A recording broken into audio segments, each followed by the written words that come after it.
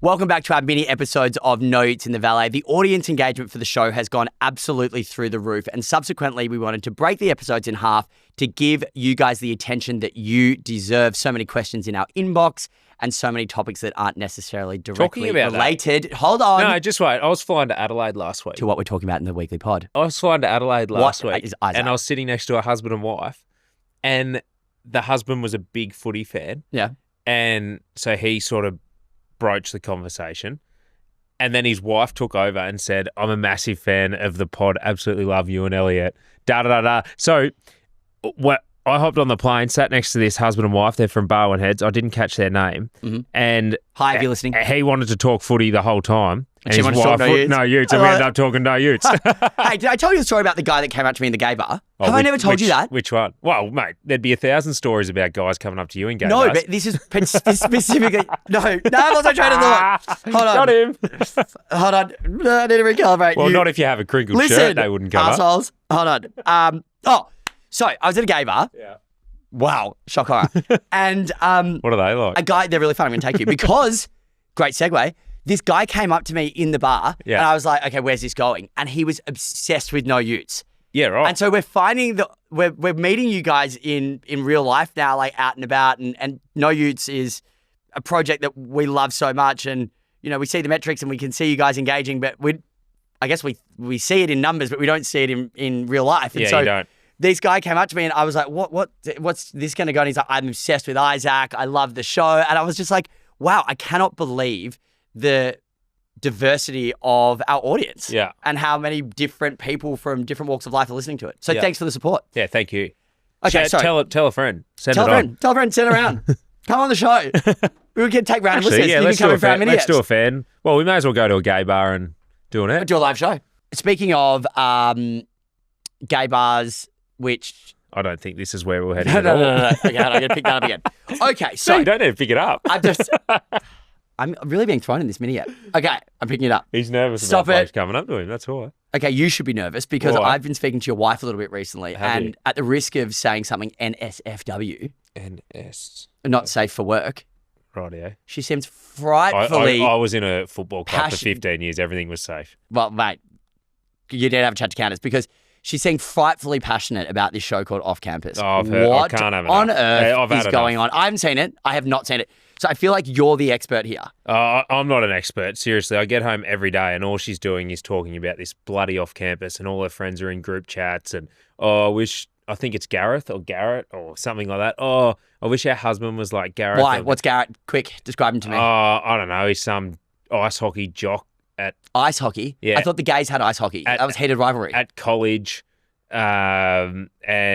he's in love with another girl or something, or I don't know, she's in love with another bloke, and Gareth, like, it's all about the foreplay and the wooing and the imagination. And it's allow me to be observational. It's just a crock of shit. This is what it is. It's Hollywood crock of shit. And mum and dad, if you're listening, block your ears. The only thing it does do, though, it spices up your love life.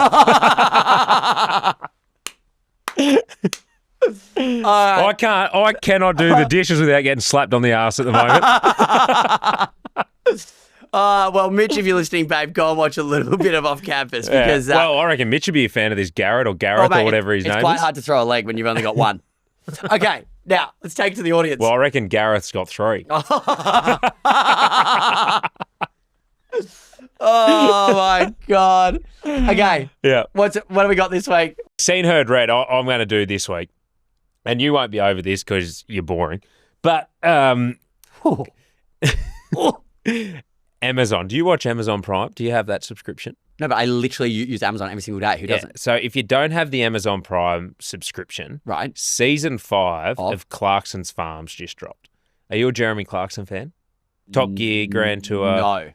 No. Clarkson's Farm? No. You would absolutely love it, Clarkson's Farm. It is brilliant. Season 5 has dropped. Okay. So in the first 4 seasons, so he bought his farm in the Cotswolds. I've heard about this. Yeah, he does. So he's actually proper full-time on the farm now, and then he does Who Wants to Be a Millionaire and Grand Tour in between, but I think they've finished Grand Tour now. So he's still obviously got the personality and that of who he is. but he's turned into a full farmer. He's kind of an asshole, right? Isn't that his whole MO? Yeah, but I love him. I just think he's brilliant. He's box office. And Amazon handed him literally a blank check and said, do whatever you want, effectively. And he bought this farm, I think it was about in 2015, 16, 17, but then COVID hit, so he went and spent full time there. And it is the funniest show. You got Caleb, who's his farmhand, who literally has no idea about anything that's outside of 100 Ks of where he lives. And if it has nothing to do with farming, he doesn't care. No interest. And then you've got Cheerful Charlie, who's the grumpy agronomist who helps, or business manager who helps Jeremy with his farm. Agronomist is like soil, crops, like all that jazz. Okay, so yeah. He's got his partner. She's brilliant. And then he's bought a pub as well. And then he's got his chippy that comes in. It's all in the Cotswolds. It's all in the Cotswolds. So that's for those who don't know the Cotswolds, that's actually fabulously chic. Yeah, it's proper money. It's proper money. But now the beauty about this whole show is that Jeremy Clarkson has now literally become the voice for English farmers. And since Brexit, their government has completely and utterly cooked them. So you can import stuff from mainland Europe that is so much cheaper than producing it in England. And the farmers are on their knees at the moment. And then the government in England right now have just brought in, with the budget they dropped last year, is even affecting the farmers even more with this new death tax and all different things.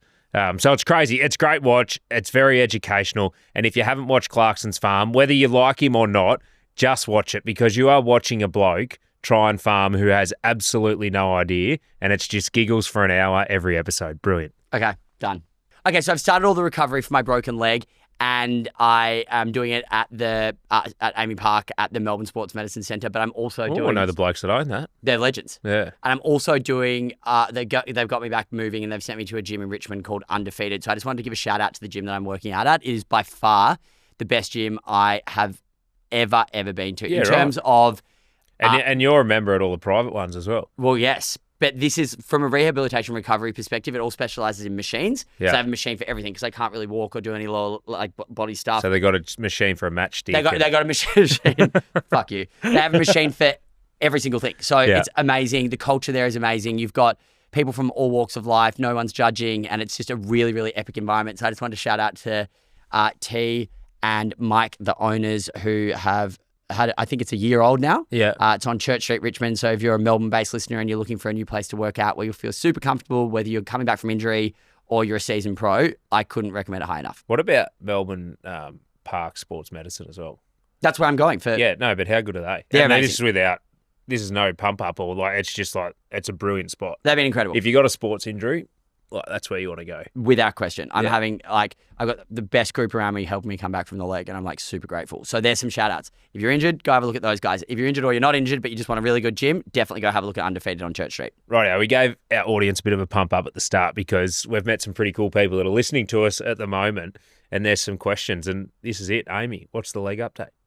Okay, so the leg update is I'm 6.5 weeks into a 12-week program where hopefully I'll be back walking normally. I mean, I might be gay pacing, but I'll definitely be walking back. And so as we sit and film this, I'm a week and a half out of hopefully getting off the crutches. So life has been pretty slow. I've had to take a lot of time off, as everybody knows, but the podcast is keeping me alive and well, and we're having a great time. Tom asks, were either of you into music festivals? And do you miss what's happened to them in Australia? That's so weird that question's come through this week, because I'm living at mum and dad's at the moment because they don't have stairs, and obviously I can't really get up and down stairs. And you could actually have a music festival at your mum and dad's joint. I had one there last night. No, mum was like, remember those days you used to love music festivals? Because we were talking about how I met some friends. Yeah. I used to love going to Future Music Festival. Do you remember Future? I do. I wasn't a music festival. Oh my God, mate. I love them. But you know what? I'm happy to never see them again. Which one? Spilt Milk. No, but where our family kind of holiday houses in the country, in a town called Tocumwal in New South Wales. We've spoken about this a lot off mic. Strawberry Fields is there. No, seriously. That's a problem. No. It's that's seriously not a music festival. That's an excuse. It's a bush doof. That's what they're called. They're actually called bush doofs. And I'm not joking. That when the crowd rolls in that weekend into quiet little retired town Tocumwal of 2,000 people, mate, the place gets turned on its head. Yeah.